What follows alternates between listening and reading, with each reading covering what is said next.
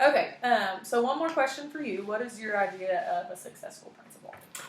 So the two things that come to mind when I think about the principal's role is number one, to do what's best for kids. So any decision that comes your way, um, as long as you're doing what's best for kids, I'm good with that because that's what I'm here for. I want to do what's best for our students.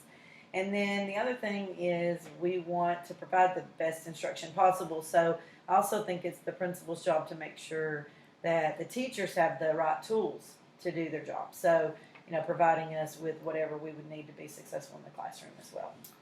Thank you. I want to be able to meet the needs of the teachers, just like I want my teachers to be able to meet the needs of the students. And so I really look for that feedback and want that so that I can improve and grow as an administrator. And so my door is always open for that. And if anybody needs to come in and let me know of something that I need to improve on, then I'm always willing to hear. So do you have any questions for me? I actually have a couple I wrote down before I came in, and we didn't answer all of those. So I'm going to start with just what are you looking for in this position? What qualities are you looking for in the teacher that you are going to hire? So some qualities that I think that a teacher needs to be on this campus is to be passionate. Not only passionate for teaching students, but passionate for learning, because as a teacher you have to be able to continuously learn, to be able to grow. I think you have to be loyal, very hardworking, and dedicated to the job of being a teacher. I know it takes a lot of time, and people don't even realize how much time being a teacher takes. I need someone to be honest, but patient as well, especially working with middle schoolers. As we talked about earlier, both you and I, building relationships is huge on campus, not only with the students, but we want the teachers to be able to build relationships amongst themselves, so they can learn and grow and collaborate together. And then lastly, one of the biggest things is the willingness to improve and reflect so that you can grow as a teacher. I'm going to be coming into the classrooms often. I like to be visible for the students and the teachers to see. So you have to be willing to listen to my feedback and want to be able to improve, so that you can be the best teacher that I know you can be. And all that sounds like it's that our belief systems are aligned anyway. So I hope that the things I'm saying today make you think that I'm the person for the job. You mentioned technology earlier, so I would like to know more about what types of technology I would have in my classroom. I know you mentioned that I would have access to a smart board and the document camera. Is there anything else that I would have access to?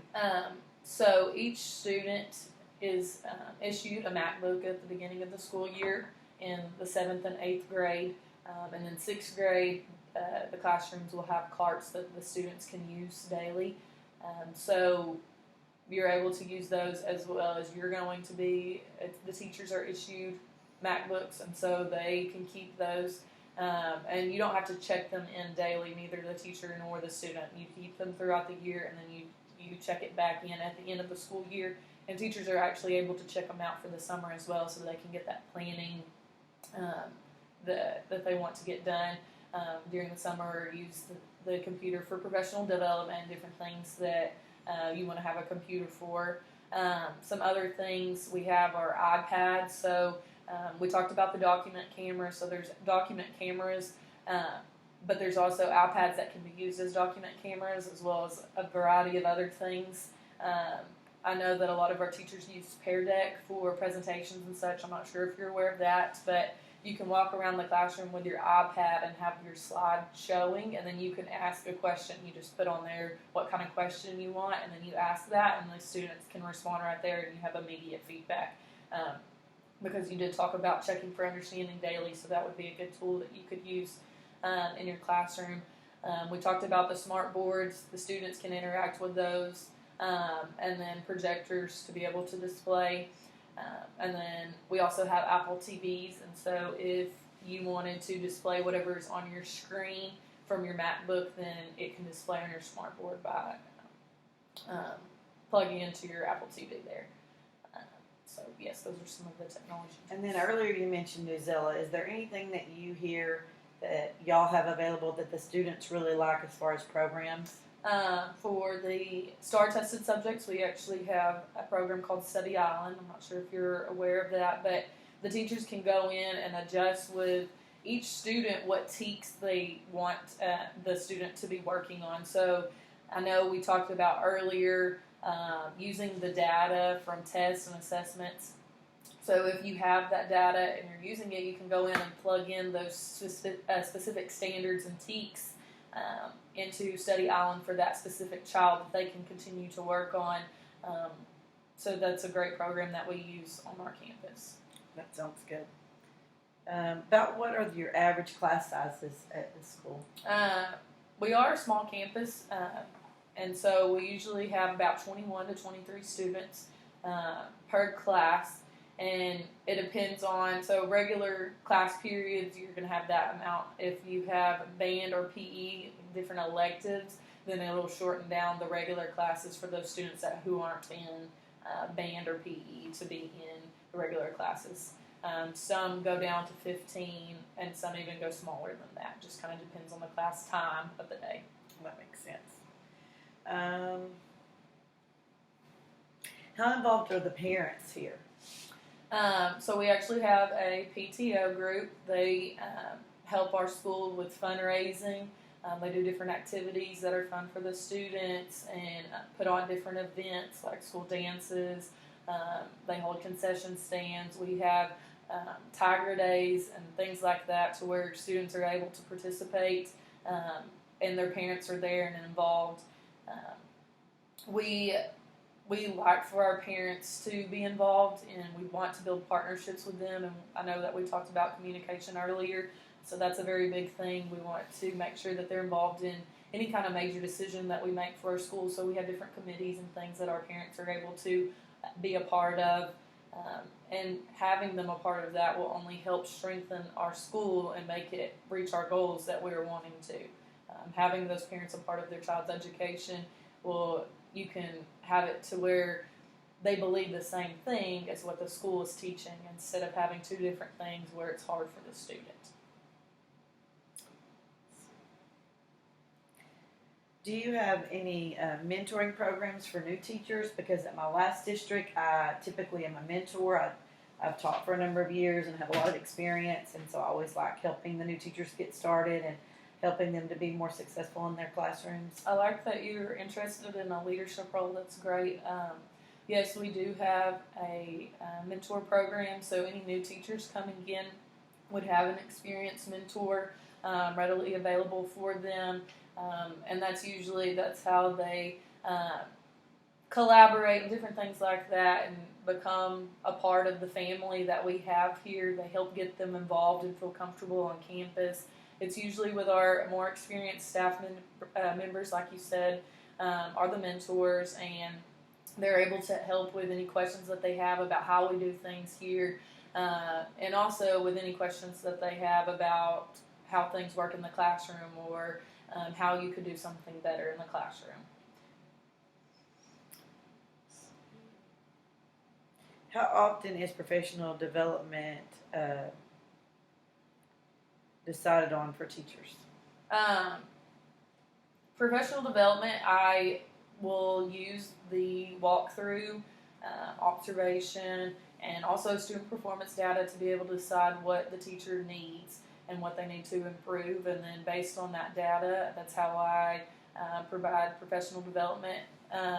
And I do that individually as well as a whole staff, at the beginning of the school year, and then we have professional development that's spread out throughout the remainder of the school year. So